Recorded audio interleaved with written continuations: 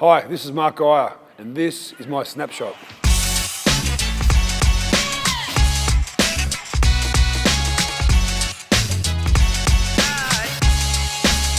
This is 1989. We just played a destructive contest against the Balmain Tigers. I think it was a record crowd at Leichhardt Oval. Ellery Hanley was playing for the Tigers, Locke Roach and Paul Sirinen, and they beat us. And this was taken directly after the game in the shed with a beer, which you don't see that often these days in the modern day. Usually they're doing their rehab and but we'd strip off straight away and get straight in the sheds and get a nice cold can of Tui's into our guts. This photo right now is disappointment because we had to play the following week, and I think we went out in straight sets, so it captures my angst pretty vividly.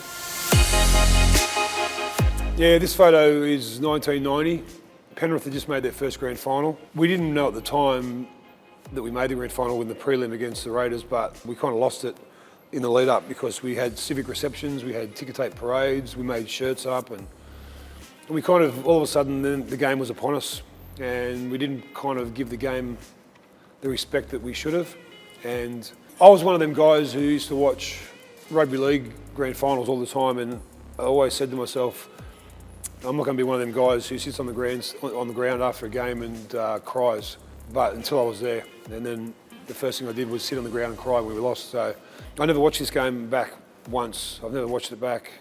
That's the sad thing about it. You worked your ass off since November the year before, and here you are at the big dance and you come up one short, and yeah, it was hard, but there was no point in the game that I thought we've lost this until they blew the siren, and then you just kind of go, shit, we've lost the grand final, and you fall to your knees and start crying like most of us did. But it's an emotional sport. We got to the grand final in the prelim, we had 2 weeks off, and we kind of did what the opposite to the year before when we didn't do any ticker tape parades or any civic receptions. We kept our appearances limited, and we just trained our asses off at the Army Barracks in Penrith, the RAF base. Half time in this game was the same score as the year before, 12-6. I remember that. I remember Royce getting up just before we went out, Royce Simmons, just before we went back out in the field to play, and he kind of broke down and said that this is my last game. And we all started to cry. And as we ran out, we kind of thought, we've got this game. When Royce Simmons scored his second try with about 5 minutes to go, the despair of the year before was quickly replaced by euphoria. I've never felt that way in my life, ever. I've got 5 kids, and it's totally different when you have children. But playing in the grand final after being beaten in one the year before and winning with this same bunch of blokes, I remember I screamed that loud that I fractured my larynx when Royce scored, and I couldn't kind of talk for 2 days. But it didn't stop the beers going down or the champagne going down in this instant, because what a feeling! What a feeling! You know, it's the ultimate. It's the best. It's what we play for. It's what these blokes who are going around these prelim finals and grand finals this year are all playing for. And I was lucky enough to win one and lose one. This is a photo that I adore, because the bloke in the photo with me is a bloke I regard as a brother. He played for St Pat's in these juniors, and I played for North Mount Druitt and St Mary's. So we come across each other all the time. We went to grade at the same. I went to grade a year before. I went to grade as a 17-year-old in 1985, and Spud went to. This is taken in 1986. This photo.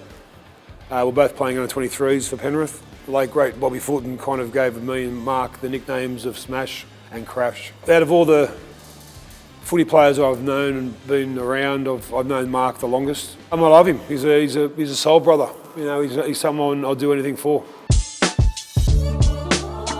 This photo it's kind of hard to look at, because I was in a time of my life when I was in a bit of turmoil. I left Penrith about 6 months beforehand after a personal tragedy happened, and the last thing in my mind was rugby league. When I decided that I wanted to play again in 1993 after leaving Penrith, because basically they wanted me to play straight away after the tragedy that was bestowed upon us, and I didn't want to play. So my contract was ripped up, and I found out quickly that not many people wanted a piece of me. And I begrudgingly signed on with the Tigers for the season of 1993. This photo was taken in the tunnel just before a pre-season game, which was they're always tough. It's the reason most sportsmen, in particular rugby league players, retire, because you know that another pre-season training, especially when you're in this photo, I didn't have my heart in it. I was travelling to Balmain 3 times a week along the M4. At the start of '94, I left the Tigers, and my uncle was the treasurer of Yamina, and he'd already asked me in '92 when I left Penrith if I wanted to go up to the Yamina and play for them. I said, come on, man. I'll just play for my state and my country, and won a grand final. But here I was 3 years later, going up and playing for Yamina. I didn't play the first 4 weeks. Got a chance to win a comp. Got a chance to a bit of revenge on a couple of journos, and then I went to Western Reds with my wife 8 months pregnant with our first kid, and then everything just changed. This photo now it's sad to look at because of the background of why I'm wearing this Coogee Dolphins jersey. I've been retired for 2 years, and obviously then the news come through that there was a tragedy in Bali, and that a lot of the players were involved come from the Coogee Dolphins. Or maybe the start of 2003 that the Rugby League Sevens were coming to the SFS, and the Coogee Dolphins have been given special dispensation to put a team in. So they wanted a few ex-players, and I think myself and Matty Johns and Brett Mullins, such an emotional week. I remember we went to training. You've got to remember that this is pretty raw. We're playing with teammates of the guys who had just passed away in the bombing, so their heads weren't in the game. They were just doing it for the memory of their mates. But it was very fulfilling. That rugby league just gives you certain tangents that you go upon, and I never ever thought I'd be playing one day at the Sydney Football Stadium after playing there 12 years earlier in a grand final for the Coogee Dolphins in a Sevens tournament. But I'm glad I did. This photo was taken on the Kangaroo Tour of 1990, and this was in France. So you spend 6 weeks in England, you fly out a week after the grand final, you arrive in England, they set up the teams. The first team they read out is going to be closest to what Bobby Fulton thought the test team was going to look like for the first test match. I think we had 3 or 4 games before that was about to happen. I wasn't in it, and the guys who aren't in the first 17, the other 11, or we're called the emus. So basically the emus' job is to facilitate anything that the first team want. You grab their water bottle, you hand it to them, you carry their bag into the, it's fun. This photo was actually in Spud's gym, and it's me, one part, I don't know if I'm smash or crash, but that's me is sitting in the dressing room at Carcassonne about 5 minutes before I got a photo with Kevin Costner, which I don't know where it would be, but fantastic memories. And as we're getting older, that's all we've got. This photo it makes me smile because every time I think about the Western Reds, I think of good things. I remember Bob Sheen's, Timmy Sheen's brother was our strength and conditioning coach, and he rang me up before we flew over. He said, "What do you weigh?" And I said about 93. So I played it in the grand final at 107 kilos. So I'd lost, 14 kilos just from doing nothing, partying and getting on the piss, not eating. And got over to Perth, went straight into a hotel room for 2 weeks until we had a house. We stayed at Sheraton, and we lived on club sandwiches. I had a club sandwich for breakfast, lunch and dinner, plus a couple of beers. And he said, "I just want you to put on weight." I went to my first weight session, and I was 112 kilos. So I'd put on nearly 30 kilos in 3 weeks. The Western Reds, this photo in particular just brings back so many memories because that's straight after the win against the Dragons in our first game. So bring back the Reds, I say. I'd love to be part of the campaign once again. Hopefully there's no one over there throwing ice at me head. Mr. March, I believe, of 1991's Men of League calendar. Yeah, well, this photo, it was fun. I wish I looked like that now, but I don't. This was in the back of Tina Turner. Tina Turner brought sex and spunk to our game. The campaigns, we saw footballers without shirts on the beach, we had footballers without shirts in the gym, and all of a sudden we were attracting the other sex. Rugby league was kind of up until that point 80% dominated by male support.